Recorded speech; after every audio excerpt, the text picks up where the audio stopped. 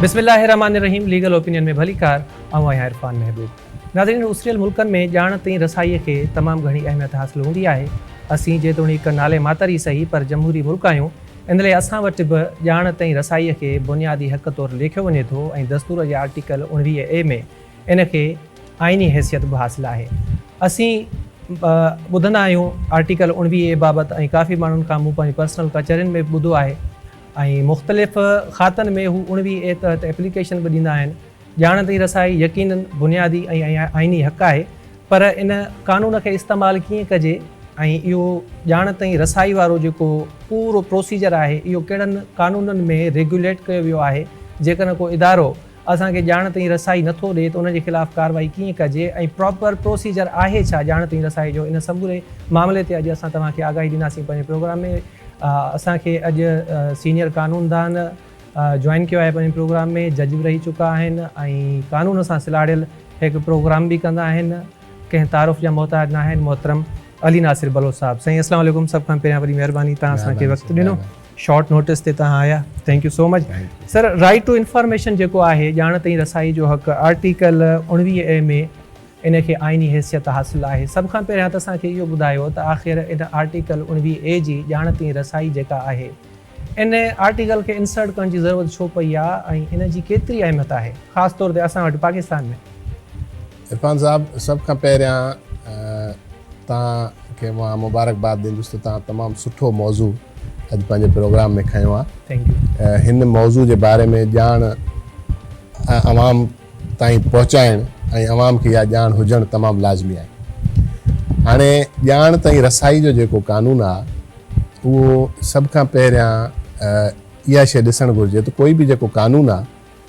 उन ते अमल दरामद जेकॾहिं नथो थिए त उहो कानून कंहिं उनजो को फ़ाइदो न आहे। सही। दुनिया जे सुधरियल मुल्कनि में ऐं जमहूरियतनि में ईअं हूंदो आहे त उन्हनि जूं जेके रवायतूं आहिनि उहे ई एॾियूं मज़बूत हूंदियूं आहिनि जो उन्हनि खे ॼण त कानून जो दर्जो हासिलु हूंदो आहे ऐं उहे पंहिंजे रवायतनि तां बि न फिरंदा आहिनि। पर असां वटि कानून फील्ड में हूंदो आहे, उन खां पोइ बि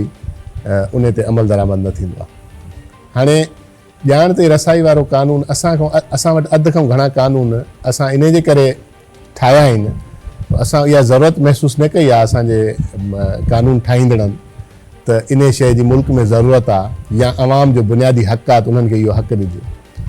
असां या त इंटरनेशनल कंहिं फोरम ते, अक़वाम मुतहिदा ते या कंहिं इंटरनेशनल फोरम ते को चार्टर साइन करे ऐं पोइ मजबूर थी वेंदा आहियूं त हाणे ओड़े क़िस्म जी कानून साज़ी मुल्क में कयूं। डंडो खणी ठाराए वेंदो आहे। हा,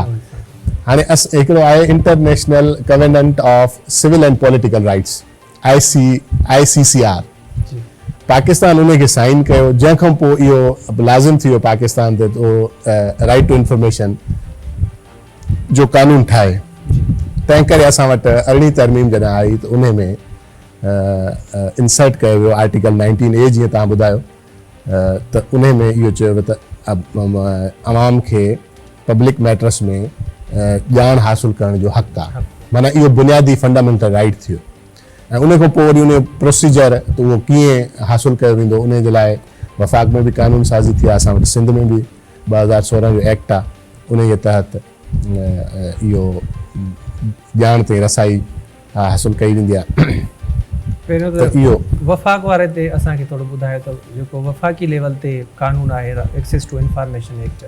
उहो किथे किथे एप्लीकेबल आहे, प्रोसीजर कीअं आहे ऐं उन कानून तहत असां कीअं ॼाण ताईं रसाई हासिलु करे सघूं? उहो असां वटि ॾिसो, वफ़ाक़ जो जेको बि असां वटि कानून हूंदो आहे उहो पूरे मुल्क में नाफ़िज़ुल अमल हूंदो आहे ऐं सूबनि जा जेके कानून हूंदा आहिनि उहे सिर्फ़ु सूबे जे हदुनि ताईं नाफ़िज़ुल अमल हूंदा आहिनि। ऐं असां वटि इहो बि असांजे कानून में मौजूदु आहे त जिते वफ़ाक़ जो ऐं सूबे जो कानून पाण में टकराव में ईंदा त वफ़ाक़ वारो कानून प्रिवेल कंदो। त उन में इहो ई आहे त कंहिं बि डिपार्टमेंट बुनियादी तौर ते उन्हनि में कोई एॾो फ़र्क़ु न आहे वफ़ाक़ ऐं सूबे वारे कानून में। उन्हनि में इहो ई आहे त जेकॾहिं कंहिं बि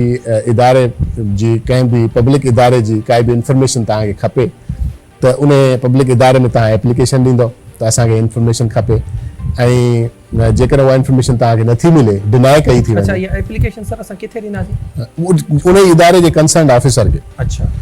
पोइ तव्हांखे जेकॾहिं उहा इंफॉर्मेशन नथी मिले त उन ई इदारे जो जेको हेड हूंदो तव्हां उनखे वरी रिव्यू जी एप्लीकेशन ॾींदो। मिसाल डिनाय थिए थी त तव्हां ऐं जेकॾहिं उते बि तव्हांखे नथी थिए त पोइ ज़ाहिर आहे तव्हां कोर्ट जो रुजू कंदो ऐं कोर्ट में तव्हां वटि कॉन्स्टिट्यूशनल जुरिस्डिक्शन आहे छाकाणि त कंहिं बि कानून ते जेकर अमल नथो थिए त असां हाई कोर्ट में आर्टिकल 199 तहत हाई कोर्ट जी जेका कॉन्स्टिट्यूशनल जुरिस्डिक्शन आहे उन में रिट तौरु चई सघूं था कंहिं बि पब्लिक इदारे खे छाकाणि त फंडामेंटल राइट जो मसइलो बि थी वियो ऐं पब्लिक इंपॉर्टेंस जो मसइलो बि थी वियो ऐं इहो ई आर्टिकल 199 जो स्कोप आहे त तव्हां उते चई सघो था त असांजो इहो फंडामेंटल राइट आहे असां एप्लीकेशन ॾिनी आहे पर इदारो असांखे नथो ॾिए पोइ तव्हांखे डायरेक्शन ॾींदी हाई कोर्ट ऐं तव्हांखे उहा इंफॉर्मेशन मिलंदी पर उन में हिकिड़ी ॻाल्हि मां कंदो हलां त उन में एक्सेप्शन्स रखियूं वियूं आहिनि कानून में त मख़सूस हालतुनि में डिनाय थी सघे थी तव्हांखे इंफॉर्मेशन उहे काफ़ी आहिनि पर मसलन उन में हिकिड़ो आहे त नेशनल इंट्रस्ट जे जेकॾहिं ख़िलाफ़ु आहे असां वटि तव्हांखे ख़बर आहे त हर मामले खे नेशनल इंट्रस्ट सां ॻंढियो वेंदो आहे त हाणे उहो हाणे नेशनल इंट्रस्ट डिसाइड केरु कंदो इहा ख़बर न आहे ज़ाहिर आहे उहो ऑफिसर ई कंदो जंहिंखे तव्हां एप्लीकेशन ॾींदो उहो चवंदो त हे नेशनल इंट्रस्ट जे ख़िलाफ़ु आहे या पब्लिक ऑर्डर जे ख़िलाफ़ु आहे या लॉ एंड ऑर्डर जी सिचुएशन थी सघे थी या कंहिं माण्हू जी जान ऐं माल खे ख़तरो आहे अहिड़े क़िस्म जूं उन में ॻाल्हियूं रखियूं आहिनि अहिड़े क़िस्म जी सिचुएशन हूंदी त तव्हांखे डिनाय थी सघे थी एक्सेस टू इंफॉर्मेशन त ज़ाहिर आहे जेकॾहिं इन ग्राउंड ते डिनाय थिए थी त तव्हां वरी कोर्ट ईंदो पोइ कोर्ट पुछंदी उन रिस्पोंडेंट खां उन इदारे खां त तव्हां ॿुधायो त कीअं पब्लिक इंट्रस्ट जे ख़िलाफ़ु आहे जेकॾहिं कोर्ट सम्झंदी त पब्लिक इंट्रस्ट जे ख़िलाफ़ु नाहे त कोर्ट हुनखे डायरेक्शन ॾींदी त तव्हां एक्सेस टू इंफॉर्मेशन पर इहो इन कानून खे अञा तमामु हालांकि 2010 में इहा अमेंडमेंट आई आहे उन खां पोइ 10 खां 20 वारो जेको ॾहाको आहे उन में इहे सभु कानून साज़ियूं थी वियूं आहिनि मुख़्तलिफ़ सूबनि में पर हींअर ताईं अञा इन जे बारे में या त ॼाण घटि आहे या त उन खे माण्हू इस्तेमालु नथा करणु चाहिनि पर तमामु घटि एक्सेस टू इंफॉर्मेशन पब्लिक इदारनि में माण्हुनि खे अवाम खे तमामु घटि आहे अच्छा सर हिकिड़ी शइ जेका मां पंहिंजे लाइ बि उनखे क्लियर करणु चाहींदुसि ऐं व्यूअर्स जे लाइ बि क्लियर करणु चाहींदुसि त हाणे जेकॾहिं असां फेडरल लेवल ते जेको लॉ आहे एक्सेस टू इंफॉर्मेशन एक्ट 2017 या सिंध ते अचूं Sindh transparency and right to information act उन्हनि ॿिन्ही में हिकिड़ो लफ़्ज़ यूज़ थियल आहे या इस्तिलाह यूज़ थियल आहे इंफॉर्मेशन कमीशन त जेका बि एप्लीकेशन हूंदी उहा असां ॾींदासीं इंफॉर्मेशन कमीशन खे हाणे हीउ जेको कमीशन वारो सिस्टम आहे इहा का अलॻि को एस्टेब्लिशमेंट ठाही अथनि या जेके कंसर्न डिपार्टमेंट्स आहिनि उन्हनि जे ऑफिसरनि खे ई इंफॉर्मेशन ऑफिसर कयो अथनि न उहे अलॻि उन में अलॻि ऑफिसर्स रखिया अथनि ऐं उहो इंफॉर्मेशन कमीशन जेका आहे उहा इदारे खां बाद में अचे थी जेकॾहिं इदारो तव्हांखे डिनाय करे थो एक्सेस त पोइ तव्हां इंफॉर्मेशन कमीशन में वेंदव ऐं इंफॉर्मेशन कमीशन बि जेकॾहिं तव्हांखे डिनाय करे थी त पोइ कोर्ट जो रस्तो आहे अच्छा हाणे फ़र्ज़ु कयो मुंहिंजो इलाइक़ो आहे उते मूंखे पुछा करणी आहे त बाबा जेका असांजो टाउन ऑफिस आहे तव्हां वटि पर मंथ केतिरी बजट अचे थी ऐं उहा तव्हां किथे किथे ख़र्च कई त इहा मां कीअं हासिलु करे सघां थो त थोरो डिटेल में असांखे ॿुधायो त जीअं जीअं असांजे जेके व्यूअर्स आहिनि उहे बि सम्झी सघनि त पहिरियां किथे वञिणो आहे सेकेंड ऐं थर्ड ऑप्शन कहिड़ो आहे ऐं केतिरनि ॾींहंनि में उहो इहा ॼाण असांखे ॾियण जा पाबंद आहिनि तव्हां उहा एप्लीकेशन उते ई ॾींदो पहिरियों त उन ई इदारे मसइलनि जीअं तव्हांजो टाउन या त टाउन ऑफिसर आहे या त चेयरमैन टाउन जो जेको इलेक्टेड आहे उनखे तव्हां एप्लीकेशन ॾियो या रिसीविंग वठूं या थ्रू TCS जेकॾहिं रिसीविंग अक्सर न ॾिनी वेंदी आहे असांजे इदारनि में इहो उन्हनि खे ख़बर आहे त इन जा लीगल कॉन्सिक्वेंसिस आहिनि तंहिं करे हू रिसीविंग न ॾींदा आहिनि तव्हां थ्रू TCS बि रिकॉर्ड आहे त असां वटि इहा शइ मोकिली आहे ऐं उनजी तव्हां वटि डिलीवरी रिपोर्ट बि हूंदी आहे सभु कुझु हूंदी आहे तव्हां उनजे थ्रू मोकिले छॾियो ऐं पोइ तव्हांखे नथी मिले त पोइ तव्हां इंफॉर्मेशन कमीशन में वञो उहो तव्हां ॾिसो त सिंध हुकूमत हाई ऑफिसर ॾे बि हाई ऑफिसर ॾे बि वञो हाई ऑफिसर ॾे बि वञो सेकंड हाई ऑफिसर ॾे वञो अच्छा केतिरा ॾींहं इन में वेट करे सघिजे थो उन्हनि जो इहो मां मुंहिंजे ख़्याल में त लिखियल न आहे कानून में त तव्हांखे केतिरा ॾींहं वेट करिणो आहे रीज़नेबल टाइम तव्हां मुंहिंजे ख़्याल में हिकिड़ो हफ़्तो काफ़ी आहे तव्हांखे जेकॾहिं इंफॉर्मेशन नथी मिले त तव्हां हिकिड़ो इरफान साहब मां तव्हांखे ॿुधाईंदो हलां मसलन असांजे राइट टू इंफॉर्मेशन कानून जी वायलेशन ॾिसो त हींअर आम माण्हू त छा मिसाल आदमशुमारी हले पई थी जी आदमशुमारी हिकिड़ो इहो असांजी गवर्नमेंट करे थी फेडरल गवर्नमेंट हिकिड़ो त इहा एक्सरसाइज़ करे थी त हर माण्हू जो इहो राइट आहे त उन खे इंफॉर्मेशन मिले त मुंहिंजी ॻणप थी आहे न थी आहे या मुंहिंजे इलाइक़े मुंहिंजे शहर मुंहिंजे सूबे मुंहिंजे मुल्क जी आदमशुमारी केतिरी आहे, पर छा इहा इंफॉर्मेशन सिंध गवर्नमेंट ईअं इवन एतिराज़ पई थी करे त असांखे इहा इंफॉर्मेशन वफ़ाक़ शेयर नथो करे। त जॾहिं सिंध गवर्नमेंट सां ई शेयर नथी थिए त आम माण्हू सां किथे शेयर थींदी। इहो हिकिड़ो मिसाल नंढिड़ो तव्हांखे ॾियां थो, लेटेस्ट अच्छा। Right to information. आम माण्हू भला जेकॾहिं इहा इंफॉर्मेशन वठणु चाहे त उनजो प्रोसीजर ॿुधाए छॾियो त मुमकिन आहे त असां तव्हांजी इहा सजेशन ॿुधी माण्हू कोशिशि कनि ऐं पंहिंजो साईं स्टेटिस्टिक्स डिपार्टमेंट आहे न जेको इहा सॼी करे थो पियो, उनजो जेको कंसर्न ऑफिसर हुजे उनखे तव्हां पंहिंजे डिस्ट्रिक्ट लेवल ते ई वञी उनखे एप्लीकेशन ॾियो त तव्हां असांखे ॿुधायो जेका बि तव्हांखे इंफॉर्मेशन सेंसस जे बारे में, घरशुमारी जे बारे में खपे, आदमशुमारी जे बारे में खपे ऐं पंहिंजे इलाइक़े जे बारे में खपे त मां मुंहिंजे इलाइक़े में, मुंहिंजे ॻोठ में, मुंहिंजे ज़िले में तव्हां ॻणप जेका आहे उहा कई आहे, फलाणे ॻोठ खे ॻणियो आहे न ॻणियो आहे, केतिरो रहायो आहे, केतिरो छा कयो आहे, त उहो सॼी इंफॉर्मेशन तव्हां हुनखे एप्लीकेशन ॾेई वठी सघो था। उहा नथो ॾे त पोइ असां कमीशन वेंदासीं, तव्हां इंफॉर्मेशन कमीशन में वञो, पोइ कोर्ट में वञो। अच्छा सर, हाणे कानून त अख़्तियार ॾिए थो ऐं हिकिड़ी बाइंडिंग बि आहे कंसर्न जेके ऑफिशियल्स आहिनि त जेकॾहिं को माण्हू राइट टू इंफॉर्मेशन एक्ट तहत तव्हांखे एप्लीकेशन ॾिए थो त रीज़नेबल टाइम में तव्हांखे उहा इंफॉर्मेशन उनखे प्रोड्यूस करणी आहे, फराहम करणी आहे। जेकॾहिं को ईअं नथो करे, रेमेडी तव्हां ॿुधाई त उनजो जेको हाई ऑफिसर आहे उन वटि वञो, उनखां पोइ इंफॉर्मेशन कमीशन में ऐं उनखां पोइ तव्हां हाई कोर्ट जो दरवाज़ो खड़काए सघो था। पर हुन इंफॉर्मेशन न ॾेई या डिनाए करे हिकिड़ो क्राइम त कयो आहे न, हिकिड़ो ऑफेंस त कमिट कयो आहे न, छा उनजी का सज़ा आहे कानून में? त जेकॾहिं ॾिसो इंफॉर्मेशन डिनाए जंहिं महिल हू कंदो न त हू ज़ाहिर आहे ईअं न चवंदो त मां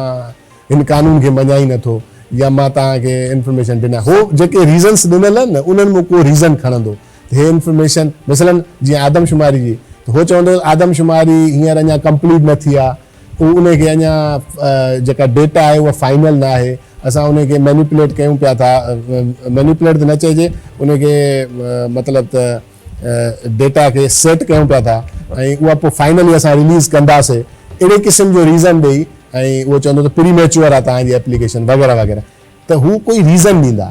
पोइ उहो रीज़न चैलेंजेबल हूंदो असांजो जुडिशियल रिव्यू में।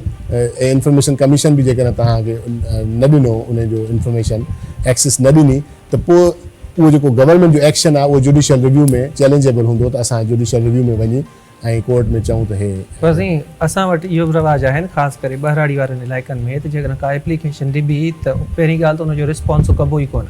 ही जवाज़ ॼाणाइण प्री मेच्योर वग़ैरह इहा बाद जी ॻाल्हि आहे, पर जेकॾहिं को रिप्लाई ई नथो ॾे त मतिलबु इन पूरे कानून जी जेकॾहिं को बि किथे वायलेशन करे थो, का सज़ा तजवीज़ आहे? सज़ा मुंहिंजे ख़्याल में इन जी काई तजवीज़ न आहे। अच्छा, ठीकु आहे। अली नसीर साहब, गुफ़्तगू जो सिलसिलो पाण जारी रखंदासीं। हिते नंढड़ी साई जो वक़्तु थियो आहे नाज़रीन, ब्रेक खां पोइ मिलूं।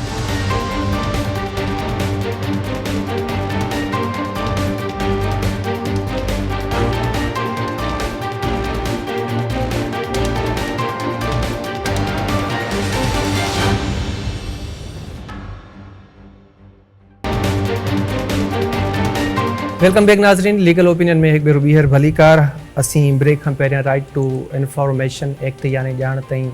रसाई वारे मामले ते गुफ़्तगू पे कई, तव्हांखे आगाही पे ॾिनीसीं। हाणे असीं गुफ़्तगू कंदासीं कंज़्यूमर एक्ट बाबति, जंहिंखे असीं सवली सिंधीअ में ग्राहकनि जा जेके ग्राहकनि जे हक़नि बाबति जेके कानून आहिनि उन्हनि ते गुफ़्तगू कंदासीं। सिंध में इन मामले सां केतिरी डेवलपमेंट थी आहे, कॾहिं डेवलपमेंट थी आहे ऐं इन ते केतिरे क़दुरु अमल या कमु थी रहियो आहे, इन समूरे मामले ते ॻाल्हाईंदासीं। साईं, तमामु घटि माण्हुनि खे ॼाण आहे अली नासिर साहब त सिंध में कंज़्यूमर लॉज़ बि आहिनि। सो सभ खां पहिरियां त असांखे तव्हां बैकग्राउंड ॿुधायो त हीअ कंज़्यूमर जेके लॉज़ आहिनि इहे सिंध में कॾहिं पास थियो आहे ऐं कंज़्यूमर जेके अदालतूं आहिनि इहे कॾहिं इस्टेब्लिश थियो आहिनि। बैकग्राउंड ॿुधायो त पोइ असीं लॉ ते ऐं कोर्ट्स ऐं ॿियनि मामलनि तरफ़ हलूं। इरफान साहब, हाणे त काफ़ी टाइम मुंहिंजे ख़्याल में थी वियो आहे त कंज़्यूमर कोर्ट्स फंक्शनल आहिनि ऐं कमु कनि थियूं पियूं ऐं उन्हनि में केसिस बि काफ़ी, कराची में त काफ़ी केसिस आहिनि, कंज़्यूमर कोर्ट्स बिज़ी कोर्ट्स आहिनि, पर असां वटि सिंध जे ॿियनि ज़िलनि में शायदि एतिरा केसिस न आहिनि। उनजो यकीनन तव्हां सही था चओ त उनजो एतिरो शऊर शायदि अवाम में न आहे। बहरहाल दुनिया जे मुख़्तलिफ़ मुल्कनि में कंज़्यूमर कोर्ट्स क़ाइमु हुयूं जेके ग्राहकनि जे हक़नि जे बारे में डिसाइड कंदियूं आहिनि। उन में ख़ासि तौर ते असांजे पाड़ेसरी मुल्क इंडिया में उहे कोर्स कमु कनि पियूं काफ़ी अरसे खां। पोइ असां वटि जॾहिं अहिड़े क़िस्म जा मसइला साम्हूं अचणु शुरू थी विया त पोइ सिंध हाई कोर्ट हिकिड़ी जजमेंट ॾिनी त जंहिंमें गवर्नमेंट खे डायरेक्शन मिली त समूरनि ज़िलनि में हर ज़िले में हिकिड़ी कंज्यूमर कोर्ट ज़रूरु क़ाइमु कई वञे ऐं कानून ठाहियो वञे।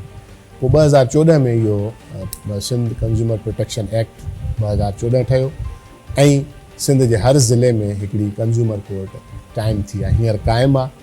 ऐं उन कंज्यूमर कोर्ट में जेका बि तव्हां प्रोडक्ट काई बि तव्हां वठो था या सर्विसिस कंहिं माण्हू जी वठो था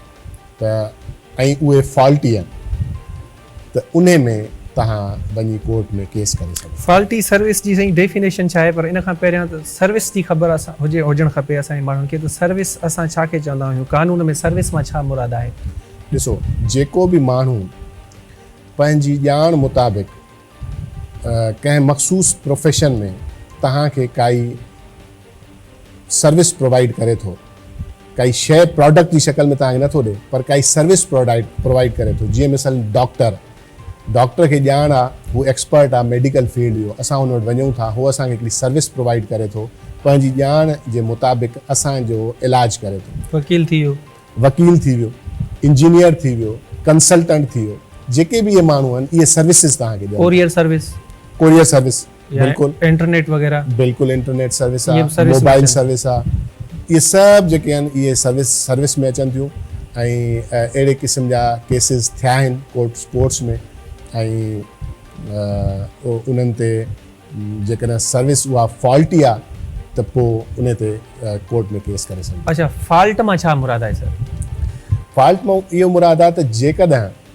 सर्विस जो कोई स्टैंडर्ड मुक़ररु थियल आहे कानून में, उन जे बारे में कानून आहे त अहिड़े क़िस्म जो स्टैंडर्ड रखणु खपे सर्विस में, ऐं उन कानून जी वायलेशन थिए थी, इहो फॉल्ट आहे। जेकॾहिं कोई बि कानून मौजूदु न आहे, इहो लिखियो पियो आहे कंज्यूमर एक्ट में, इहो लिखियलु आहे, जेकॾहिं कानून मौजूदु आहे ऐं उन कानून जी वायलेशन थिए थी त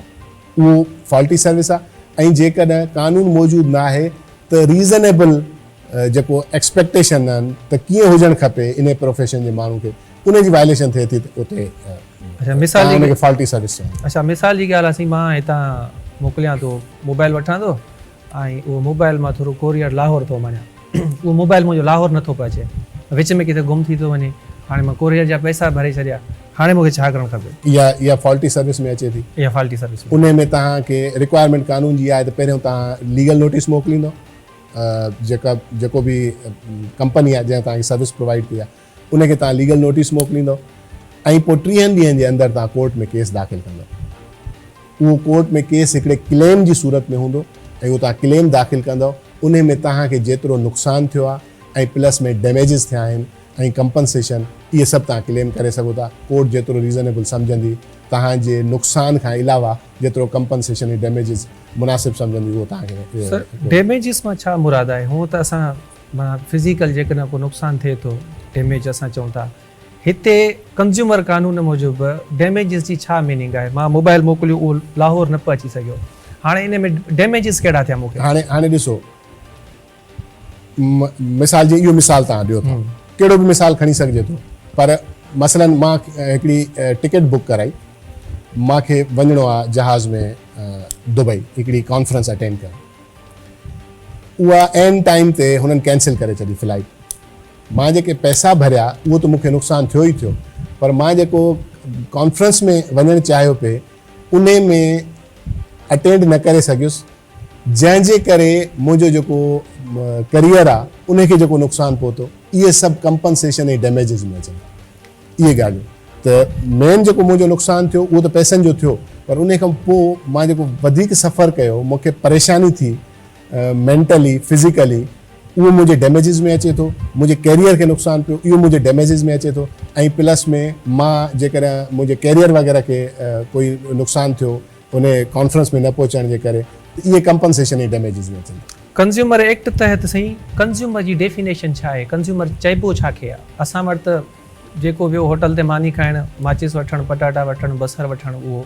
कंज्यूमर आहे, पर कानून में कंज्यूमर एक्ट में स्पेशली कंज्यूमर खे कीअं डिफाइन कयो वियो आहे? सही उन में सिंपल आहे, जेको बि माण्हू सर्विसिस वठे थो ऐं उन जे लाइ पे करे थो, पे उहो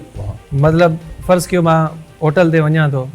कंहिं गेस्ट सां गॾु, उते मां ऑर्डर कयां थो त बाबा मूंखे हीअ शइ खपे पंहिंजे गेस्ट जे लाइ, मानी वग़ैरह कुझु बि घुरायां थो।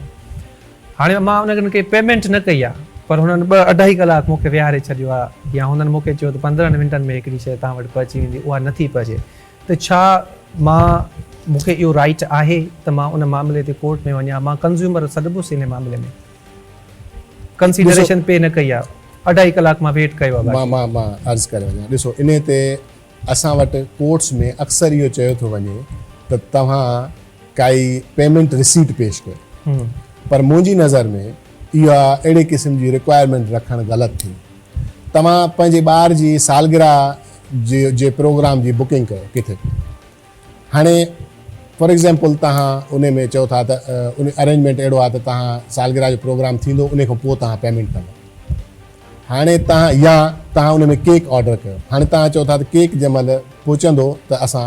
डिलीवरी थींदी त असां पेमेंट कंदासीं। हाणे तव्हां सालगिरह जो सॼो प्रोग्राम सजायो ऐं वेठा आहियो ऐं केक डिलीवरी न थियो, तव्हां पेमेंट कई ई न, त छा इहो तव्हां कंज़्यूमर न आहियो? तव्हां बिल्कुलु कंज़्यूमर आहियो, भली तव्हां पेमेंट अञा न कई हुजे, छाकाणि त अरेंजमेंट इहा हुई त पेमेंट ऑन डिलीवरी थींदी या ऑनलाइन असां जेके बि ॾियूं था, ईअं खणी चऊं त इहो असांजो हिकिड़ो एग्रीमेंट आहे जेको सस्टेन करे थो। बिल्कुलु इन जो वॾे में वॾो मिसाल ऑनलाइन ट्रांज़ेक्शन्स जेके ऑनलाइन असां वठूं था शयूं, त उहे शयूं असांखे जंहिं महिल डिलीवर थियनि थियूं उते असां पेमेंट कयूं था। असां ऑर्डर ॾेई छॾियो ऐं हुननि चयो त 2 खां 3 फॉर एग्ज़ाम्पल वर्किंग डेज़ में तव्हांखे इहा शइ असां डिलीवर कंदासीं, हफ़्तो गुज़री वियो हुननि डिलीवरी न कई, त छा मां सफ़र न कयो, मूंखे प्रॉब्लम न थियो, मां कस्टमर न थियुसि, मां ऑर्डर कयो, हुननि जो जेको तरीक़ेकार हुन जे तहत मां ऑर्डर कयो आहे, उहो ऑर्डर जो जेको रिकॉर्ड आहे छा उहो मुंहिंजो रिकॉर्ड न आहे, छा पेमेंट करणु लाज़मी आहे? त अहिड़े क़िस्म जूं रिक्वायरमेंट्स मुंहिंजी नज़र में इहो हिकिड़ो लीगल डिबेट आहे, पर मां इनखे ईअं ॾिसां थो त इन में कंहिं बि क़िस्म जी रसीद जी ज़रूरत न आहे जेकॾहिं तव्हांजो एग्रीमेंट आहे कंपनी सां। अच्छा सर, तव्हां सवेर ॿुधायो पिए त कोई बि जेकॾहिं क्लेम आहे त विदिन 30 डेज़ यानी कि 30 ॾींहंनि जो पीरियड रखियलु आहे, त इन 30 ॾींहंनि जे अंदरि तव्हांखे क्लेम फाइल करिणो आहे, जेके बि तव्हांखे कंप्लेंट तव्हांजी आहे। हाणे असांजे अक्सरियत खे इहा ख़बर ई न आहे त का एप्लीकेशन फाइल करणु या शिकायत वग़ैरह दर्ज करण जो को टाइम पीरियड फिक्स थियो आहे। हाणे थींदो ईअं आहे त फ़र्ज़ु कयो मां मोबाइल मोकिलियां थो लाहौर में, उहा मुंहिंजी नथी पहुचे, उहा थिए थी जनवरी 2023 में, ऐं मूंखे ख़्यालु अचे थो 3 महीननि खां पोइ, या कॾहिं कॾहिं ईअं बि थींदो आहे त जेका अपोनेंट पार्टी हूंदी आहे उहा ॻाल्हियुनि में उनखे इंगेज कंदी आहे त जीअं हुनजो टाइम पीरियड गुज़रे या टाइम गेन करे सघनि। हाणे जनवरी 2023 में हिकिड़ो मुंहिंजो वाक़ियो थिए थो, मुंहिंजी मोबाइल लॉस थी वञे थी कोरियर सर्विस खां, उहा नथी पहुचे, ऐं मां नोटिस वञी सर्व कयां थो मई में 3 महीननि खां पोइ या 4 महीननि खां पोइ। हाणे हिते टाइम पीरियड जो छा थींदो, जंहिंखे असां पंहिंजी लीगल लैंग्वेज में कॉज़ ऑफ एक्शन चवंदा आहियूं, त कॉज़ ऑफ एक्शन जेको आहे जनवरी 2023 वारो काउंट थींदो या मई 2023 वारो काउंट थींदो जॾहिं असां लीगल नोटिस सर्व कयूं था कंज़्यूमर एक्ट तहत। इरफान साहब, असां वटि पहिरीं ॻाल्हि त 1 महीने जो 30 ॾींहंनि जो टाइम ई घटि आहे मुंहिंजी नज़र में। इन टाइम खे लेजिस्लेचर खे कंसीडर करे इन खे वधाइणु खपे। हा, जेको आहे उन में अमेंडमेंट थी सघे थी, पर इहो टाइम रीज़नेबल न आहे। असां वटि जेका ॾिसो जंहिं महिल को बि कानून ठहंदो आहे त लेजिस्लेचर खे इहो बि ॾिसणु खपे त असां वटि अवेयरनेस केतिरी आहे, असां वटि माण्हुनि वटि वसाइल केतिरा आहिनि, माण्हुनि जी केतिरी एक्सेस आहे, असां वटि केतिरो स्पीडी कमु थिए थो, उन सॼी सोसाइटी खे ॾिसंदे तव्हांखे टाइम रखिणो आहे। हिकु त उन में 30 ॾींहंनि जो टाइम रखियो अथनि, ॿियो उन विच में रिक्वायरमेंट रखी अथनि लीगल नोटिस जी। लीगल नोटिस बि सर्व करिणो आहे ऐं वरी लीगल नोटिस जो 15 ॾींहं तव्हांखे वेट बि करिणो आहे। हाणे मां कई मिसाल कंज़्यूमर कोर्ट जा असां केस फाइल कया आहिनि, कोर्ट्स इहे चवनि थियूं त लीगल नोटिस सां असांजो वास्तो न आहे, तव्हांखे 30 ॾींहंनि जे अंदरि केस फाइल करिणो आहे। मां उते प्ली इहा खईं त साईं कानून चए थो त लीगल नोटिस खां पोइ तव्हांखे 15 ॾींहं वेट करिणो आहे, त मुंहिंजी इंटरप्रिटेशन मुताबिक़ 15 ॾींहं वेट कंदासीं, छाकाणि त उहो कानून असांखे चए थो हू 15 ॾींहंनि में रिप्लाई कंदा,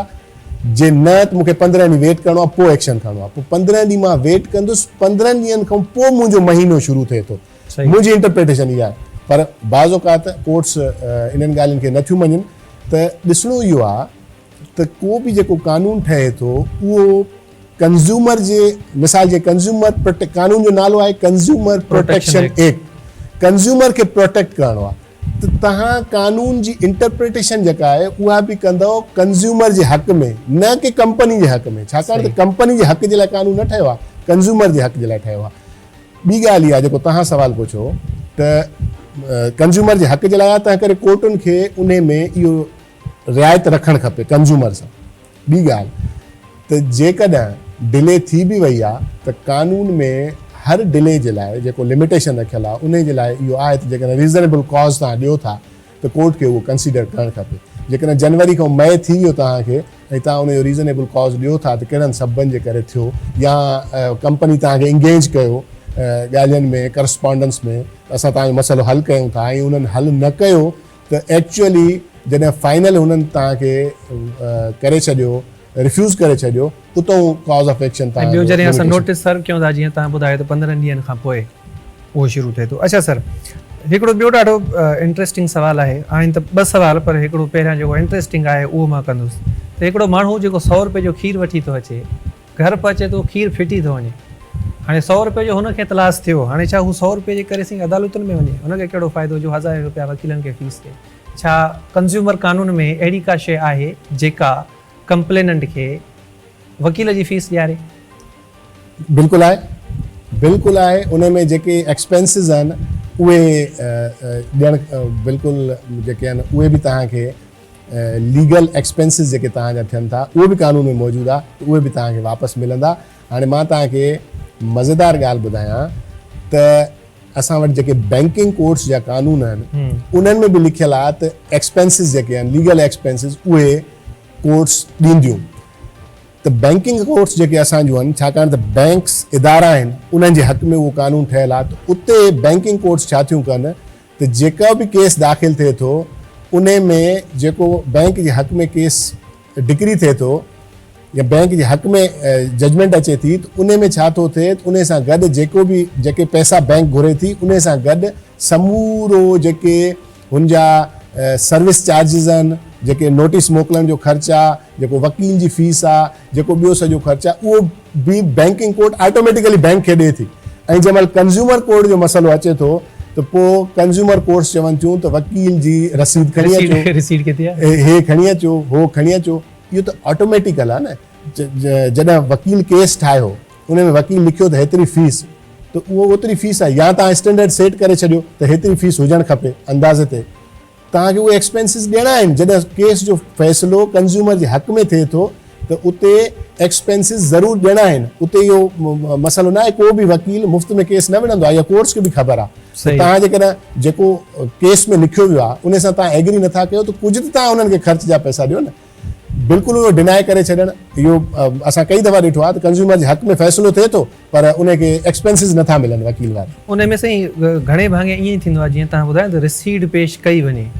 हिकु ॿ जजमेंट स्टार्टिंग में ईअं आई उनखां पोइ असां बि ईअं कयो त रिसीट ॼण पेश कईसीं सो जेकॾहिं को माण्हू ईअं सोचे थो त 100 रुपए जो खीर आहे 100 जे करे अदालतुनि में केरु वञे त मां सम्झां थो त सिंध जी सतह ते ई पहिरियों कानून आहे जेको कंप्लेनेंट खे या पार्टी खे केस करण वारे खे वकील जी फीस बि ॾियारे थो साईं मां तव्हांखे हिते हिकिड़ी पॉइंट जीअं असांजा फैमिली लॉज असांजा फैमिली लॉज औरतुनि जे हक़नि खे प्रोटेक्ट करण जे लाइ ठाहिया विया जी त जेको ॾाज जो सामान आहे जंहिं महिल अलहदगी थी वञे ज़ाल ऐं मुड़ुस में ऐं ज़ाल वञी कोर्ट खां ॾाज जो सामान घुरे थी त उन में इहो थियो त रसीदूं पेश कयो हाणे शादी खे 10 साल थी विया या 5 साल थी विया केरु रसीदूं रखे थो या उहो सामान वालदेन वरितो उहो त या जेको शादी कराईंदो आहे उहो इहो थोरी सोचींदो आहे त सुभाणे जी तलाक ते रसीदूं संभाले सोन जूं रसीदूं बि तव्हां संभाले रखो त उन ते सुप्रीम कोर्ट तव्हां सभिनी जी ॼाण में आहे त सुप्रीम कोर्ट कहिड़ी जजमेंट ॾिनी सुप्रीम कोर्ट इहा जजमेंट ॾिनी त रसीदुनि ॾियण जी ज़रूरत न आहे छाकाणि त हर शादी में वालदेन पंहिंजी ताक़त मुताबिक़ पंहिंजी धीउ खे ॾियनि था पिया सामान को इहो ख़ुदा न ख़्वास्ता ईअं वालदेन जी मर्ज़ी खां सवा वारी शादी न आहे जो उन में वालदेन न ॾियनि ॾाज त तव्हां इहो ज़रूरु ॾिसो त वालदेन जी हैसियत छा आहे उन मुताबिक़ ॾाज जो सामान त सुप्रीम कोर्ट जी जीअं इहा जजमेंट आहे त इहा औरतुनि जे हक़नि खे प्रोटेक्ट करे थी फैमिली लॉज़ में, तीअं कंज़्यूमर एक्ट खे जीअं मां सवेर ॿुधायो त कानून हमेशह जंहिंजे फेवर में ठाहियो वियो आहे उन जे हक़ में इंटरप्रिटेशन थियणु खपे। त कोर्ट्स खे इहो ॾिसणु खपे त कोई बि वकील मुफ़्त में केस न विढ़ंदो आहे, उन ज़रूरु फीस वरिती हूंदी, उन ते ख़र्चु आयो हूंदो, नोटिस मोकिलिया विया हूंदा, सभु ॻाल्हियूं थी हूंदियूं, कागज़नि जो ख़र्चु हूंदो, त उहो कोर्ट ॿियो न त बि रीज़नेबल जेको कोर्ट सम्झे उहो ज़रूरु ॾियणु खपे। सही। अच्छा सर, हिकिड़ो ॿियो सुवालु आहे, टाइम बि असां वटि पूरो थियण वारो आहे, त ठीकु आहे वकील जी फीस त कंज़्यूमर एक्ट ॾियारे थो, पर हाणे हिकिड़ो माण्हू फर्ज़ कयो जूता वठे थो 4,000 जा या 5,000 जा, हफ़्ते खां पोइ उहे जूता ख़राबु थी था वञनि। हाणे उहो माण्हू जेको 4-5 जो जूतो वठी आयो, हाणे हू केस फाइल करे वकील जी फीस ख़ैर आहे ठीकु आहे अदालत ॾियारींदी, पर हाणे हू सालनि जा साल 4-5 जे बूटनि जे करे हुजे ऐं पंहिंजो टाइम सिड़ाए, छा इन कानून में इन ॻाल्हि खे मद्देनज़र रखियो वियो आहे, को स्पेसिफाइड टाइम पीरियड ॾिनो वियो आहे त ही जेके कंज़्यूमर जा केस आहिनि उहे का मख़सूस टाइम पीरियड में उकलाया वेंदा? मुख़्तलिफ़ कानूननि में इहो टाइम पीरियड ॾिनल हूंदो आहे, पर बदकिस्मती सां असां वटि उन ते अमल दरामद न थींदो आहे, ऐं असां वटि कानून कोर्टुनि जे प्रोसेस खे ॾाढो ॾुखियो कयो वियो आहे, ऐं पोइ वरी कुझु क्रेडिट असां वकील साहबनि खे बि वञे थो त असां उते वधीक उन खे जेको आहे सो कानूनी मोशगाफ़ियुनि जे ज़रिए शयुनि खे वधीक डिफ़िकल्ट बि कयूं था। कानून में ख़ुदि उनखे डिफ़िकल्ट ॾिनल आहे त तव्हां अॻु में लीगल नोटिस मोकिलियो, पोइ तव्हां जेको आहे सो उनजो जवाब जो इंतज़ारु कयो, पोइ तव्हां कोर्ट वञो, पोइ तव्हां त इहे सभु ॻाल्हियूं जेके आहिनि इहे मूंखे हींअर यादि नथो अचे त एक्ज़ैक्टली कोई टाइम इन में 6 महीननि जो 6 महीननि जो शायदि ॾिनल आहे, त इहो 6 महीननि जो असां वटि फैमिली लॉज़ में बि, पर तव्हां ॾिसो त सालनि जा साल केस हलनि था, हे बि ईअं ई आहे, सालनि जा साल इन जे ख़िलाफ़ का रेमेडी? सही, इन जे ख़िलाफ़ जेका रेमेडी आहे न उहा वरी रहंदो। हाणे ज़ाहिर आहे तव्हां जेकॾहिं कंज़्यूमर कोर्ट हले थी त तव्हां उन जा 6 महीननि में कंक्लूड नथी करे त उन प्रोविजन तहत पहिरियों त कंज़्यूमर कोर्ट खे ई एप्लीकेशन ॾिनो, फैमिली कोर्ट्स खे अहिड़ियूं एप्लीकेशन्स मां ॾिनियूं आहिनि त 6 महीननि में केस तव्हांखे डिसाइड करिणो आहे, हिनखे 8 महीना थी विया आहिनि, महिरबानी करे जल्दी डिसाइड कयो या डे टू डे बेसिस ते हलाए। त हिकिड़ो त इहो तरीक़ो आहे। ॿियो तरीक़ो या त अञा बि नथो थिए त तव्हां सुपीरियर कोर्ट में वेंदो त वरी साॻियो ई उहो थींदो त 6 महीना ॿिया तव्हांखे लॻी वरी उते मामिलो इहो टंगी वेंदो। अच्छा सर, हाणे आख़िरी सवाल कंदासीं, पोइ मोकिलाईंदासीं त असां वटि ॿहिराड़ी में ख़ासि करे मोबाइल फ़ोन जा जेके सिग्नल्स आहिनि उन्हनि जो वॾो इशू हूंदो आहे, या पैकेजिस कराईंदा आहियूं उन में ॿुधाईंदा आहिनि त बाबा ही 300 रुपए में तव्हांजो महीनो खनि हलंदो, पोइ जॾहिं पैकेज बि कराइबो आहे, फ़ोन कबी आहे त पोइ कॾहिं ख़बर पवंदी आहे त कॉल ते 10 पैसा कटिजंदा, कॾहिं ख़बर पवंदी आहे त महीने खां अॻु में असांजो पैकेज ख़तमु थी वियो, असांखे ॿुधाई हिकिड़ी शइ वेंदी आहे, कयो पोइ वेंदो आहे। त हीउ जेको ओवरऑल कंज़्यूमर लॉ तव्हां ॿुधायो, छा इहो मोबाइल कंपनियुनि ते बि एप्लीकेबल आहे, असां उन्हनि जे ख़िलाफ़ शिकायत खणी वञी सघूं था, या इन्हनि जो को अञा ॿियो कानून आहे? सही, मां तव्हांखे अर्ज़ु कयां कानून ॿियो ज़रूरु हिननि जो आहे, पर कंज़्यूमर कोर्ट हाणे जीअं मसलन मेडिकल जेको डॉक्टर्स आहिनि उन्हनि जो बि पंहिंजो हिकिड़ो कानून आहे, उन्हनि जेका कमीशन हूंदी आहे उन जो कानून, पर कंज़्यूमर कोर्ट खे किथे बि मना न आहे थियल त उहे ॿिया समूरा जेके बि कानून कंज़्यूमर एक्ट में लिखियल आहे, ॿिया समूरा कानून in addition to consumer act हूंदा। तंहिं करे जेकॾहिं डॉक्टर्स ते केस थींदो आहे, असां इहो ॾिठो आहे त उहे बि इहो पिली खणंदा आहिनि त जेको आहे सो असांजो मेडिकल कमीशन अलॻि आहे, असांजा सभु केसिस उते ॿुधाईंदा। हीउ मेडिकल कमीशन जो मसइलो न आहे, उहो डॉक्टर जी कंडक्ट वग़ैरह जो में बि उते हुजे कोड ऑफ कंडक्ट जो, पर जंहिं महिल डॉक्टर काई सर्विस ॾिए थो तव्हांखे त उन सर्विस जे लाइ तव्हां प्राइवेट हॉस्पिटल में तव्हां काई सर्विस ॾिए थो, उन सर्विस जे लाइ बिल्कुलु तव्हां वञी सघो था कंज़्यूमर कोर्ट में। ॿिया सभु कानून in addition to consumer act आहिनि, कंज़्यूमर एक्ट खे उहे पोइते नथा धिकनि, पर उन सां गॾु बि ऐं तव्हांजी रेमेडी जे लाइ आहिनि। त मोबाइल कानून बि ईअं आहे, ऐं उन त कोर्टुनि खे इन जो सहारो न वठणु घुरिजे ऐं इहे केसिस सभु ॿुधणु घुरिजे। अच्छा साईं, आख़िरी सवाल जेको हर माण्हू जो मसइलो आहे, तव्हां कराची में रहो था, तव्हांजो बि हूंदो, मुंहिंजो बि यकीनन आहे, केस जी लोड शेडिंग आहे, पैसा पूरा भरियूं था, बिल ॾियूं था, पर सर्विस सही नथी मिले, छा कयूं? साईं ॾिसो, जेकॾहिं रीज़नेबल लोड शेडिंग गैस जी जेका अनाउंस थियल आहे, रीज़नेबल, त उहा त थी सघे थो गवर्नमेंट जे मामलनि खे सम्झंदे उन जे लाइ त रिआयत ॾेई सघिजे थी। बाक़ी अनशेड्यूल्ड लोड शेडिंग ऐं Pressure पूरो थो न ॾींहुं हुजे। गैस न अचणु ऐं ख़ासि तौर ते जीअं असांजो हाणे भलारो रमज़ान जो महीनो गुज़री वियो, उन में सहरी इफ़्तार जे टाइम ते जंहिं महिल तमामु ज़रूरी हूंदो आहे रिध पचा करणु, उन महिल गैस जो न अचणु, इहो बिल्कुलु जेके बि कंपनीज़ आहिनि उहे त हाणे हूअं ई प्राइवेट लिमिटेड कंपनीज़ आहिनि, त उन्हनि खे तव्हां बिल्कुलु कंज्यूमर कोर्ट में माण्हू उन्हनि ते केस करे सघे। ठीकु आहे, वरी महिरबानी अली नासिर बलोच साहिबु, तव्हां असांखे वक़्तु ॾिनो। नाज़रीन, असांजे प्रोग्राम जो जेको वक़्तु आहे उहो पंहिंजी पुॼाणी ते पियो अचे, तव्हां खां मोकिलाईंदासीं इन उमेद सां त अॼोको जेको असांजो प्रोग्राम आहे उहो ज़रूरु अव्हां लाइ लाभाइतो साबित थियो हूंदो। इनशाला अॻे हफ़्ते कंहिं नए महिमान सां गॾु हाज़िर थींदासीं। तेसीं ताईं ॾींदा इजाज़त। अल्लाह हाफ़िज़।